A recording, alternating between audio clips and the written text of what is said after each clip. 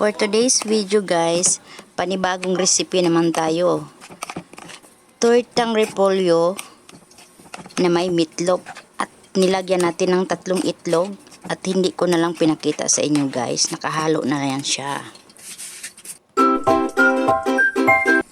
Lagyan natin ng 1 kutsarang harina.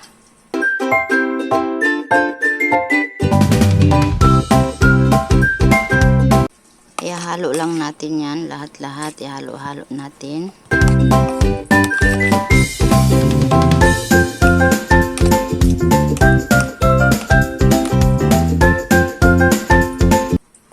Lagyan natin ng paminta. Tapos nilagyan na rin yan ng asin. Then, kayo na bahala magtimpla yan guys, hindi ko na pinakita sa inyo.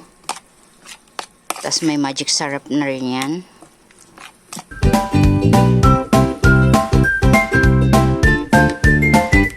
Mainit ng kawali at tayo ay magpirito na.